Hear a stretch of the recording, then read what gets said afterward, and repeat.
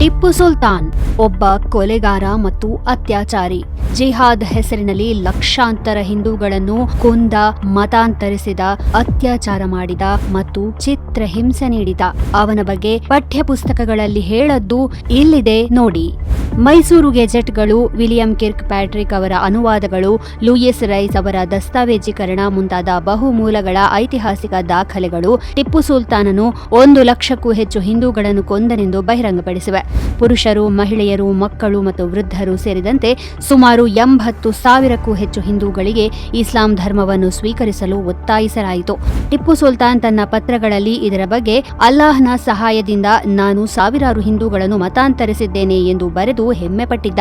ಈ ವಿಚಾರಗಳು ಯಾವುದೋ ಆರೋಪಗಳಲ್ಲ, ಸ್ವತಃ ಅವನದ್ದೇ ಮಾತುಗಳು.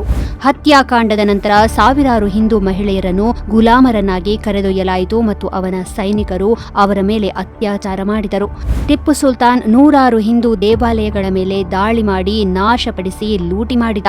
ಅವನು ಹಿಂದೂ ದೇವರುಗಳ ವಿಗ್ರಹಗಳನ್ನು ಒಡೆದು ಹಾಕಿದ ಮತ್ತು ಹಿಂದೂ ಸಂಪ್ರದಾಯಗಳನ್ನು ಅಗೌರವಿಸುವ ಯಾವುದೇ ಅವಕಾಶವನ್ನು ಎಂದಿಗೂ ಕಳೆದುಕೊಳ್ಳಲಿಲ್ಲ. ಸ್ಪಷ್ಟವಾಗಿ ಹೇಳಬೇಕೆಂದರೆ ಇದು ಯುದ್ಧದ ಬಗ್ಗೆ ಅಲ್ಲ.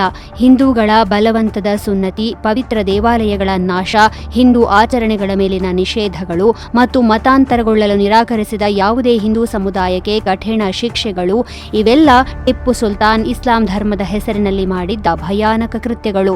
ಇಷ್ಟಾಗಿಯೂ ಟಿಪ್ಪು ಸುಲ್ತಾನ್ ಭಾರತಕ್ಕಾಗಿ ಬ್ರಿಟಿಷರ ವಿರುದ್ಧ ಹೋರಾಡಿದ ಎಂಬ ಅರ್ಥಹೀನವಾದವಿದೆ.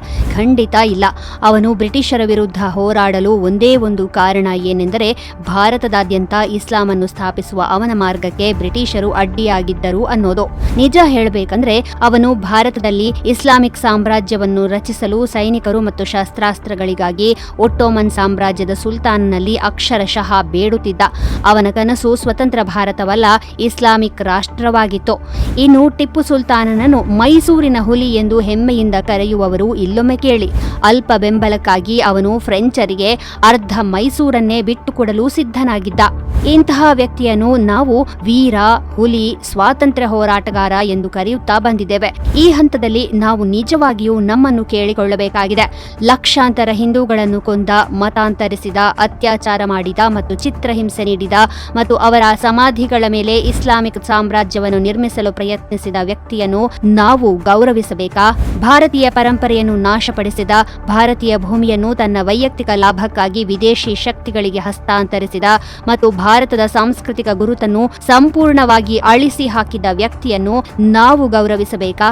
ನಮ್ಮೊಳಗೆ ಸ್ವಲ್ಪವಾದರೂ ಆತ್ಮಸಾಕ್ಷಿ ಉಳಿದಿದ್ದರೆ ಒಬ್ಬ ಭಾರತೀಯನಾಗಿ ನಮ್ಮನ್ನು ಕಾಡಲೇಬೇಕಾದ ಪ್ರಶ್ನೆಗಳು ಇವು.